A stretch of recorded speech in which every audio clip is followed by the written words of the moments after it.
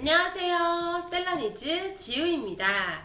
오늘은 크무비에 대하여 이야기해 보려고 합니다. 말 그대로 크고 무겁고 비싼 상품을 줄여서 크무비라고 하는데요. 제가 생각하는 크고 무거운 것에 대한 기준은 경동이나 대신택배 같은 화물택배사로 인계되는 상품들입니다. 비싸다는 것에 대한 기준은 개인마다 차이가 있을 것 같은데 그래도 20만원 이상을 기준으로 보고 있습니다. 제가 판매하는 상품들은 작게는 1만원대부터 비싼 건 몇백만원대까지도 있습니다. 실제로 200만원대 상품, 300만원대 상품을 팔기도 했고요. 상품을 볼 때 이건 원래 비싼 거지? 이런 생각이 드는 상품들이 있지 않나요? 예를 들어 제가 잘 파는 상품들 중에는 소파가 있는데요. 누가 생각하더라도 소파는 크고 무겁죠. 그리고 가격대는 50만원 이상을 팔고 있고요. 제가 생각하는 기준에 적합한 거죠. 소파라는 상품은 한 개이지만 1인용, 2인용, 3인용, 4인용 이런 식으로 착석 인원에 따라서 크기가 달라지고 가죽인지 패브릭인지 벨벳인지에 따라서 재질도 달라집니다. 그리고 색상도 마찬가지이고요. 소파 한 가지만 하더라도 정말 다양한 상품을 소싱할 수 있습니다. 저희들은 고객이 찾는 상품을 대신 찾아주고 중간 CS부터 배송까지 해주면서 그 수수료를 받는 거잖아요. 먼저 국내의 상품들을 보고 비슷하지만 다른 디자인, 흔치 않은 컬러를 판매하는 거예요. 물론 가구를 판매하는 게 마냥 쉽지만은 않습니다. 정말 예상치 못한 사고들이 발생하기도 해요. 하이리스크 하이리턴인 셈이죠.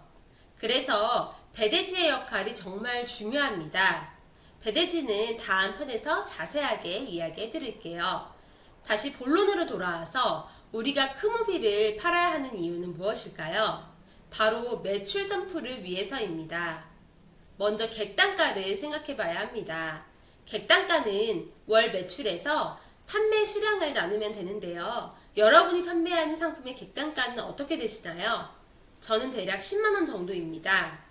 전에는 15만원 이상이었는데 한두 달 전에 사입한 상품들이 잘 팔리다 보니 객단가가 많이 낮아졌습니다. 저는 되도록 5만원 이상의 상품을 판매하길 권해드립니다. 이유는 쿠팡 자동 반품 때문이고요. 이것 때문에 저희 집에도 원치 않게 반품 상품들이 점점 쌓이고 있습니다. 5만원 이하 가격대의 상품을 파시려면 두 가지 조건을 충족해야 하는데요.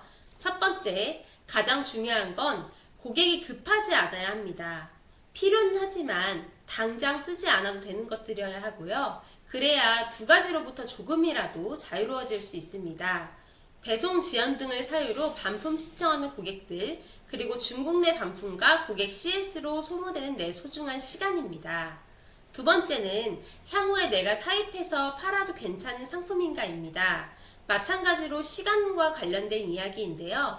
저는 2만원에서 5만원대의 상품들은 먼저 시장에 형성되어 있는 가격대와 경쟁 강도를 보고 테스트 차원에서 상품을 올리는 편입니다.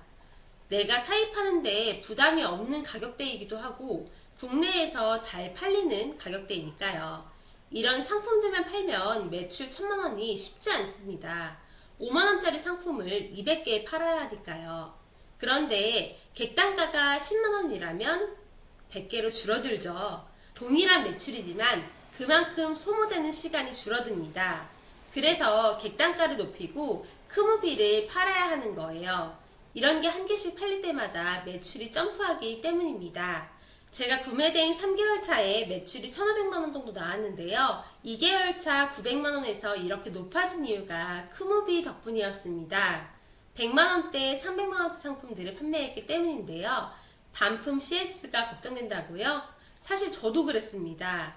처음으로 300만원대 상품을 파는데 구매 비용도 부담이 되고 반품도 걱정이 되는 거예요. 사실 용도를 잘 모르고 제가 평생 본 적이 없는 상품이었거든요.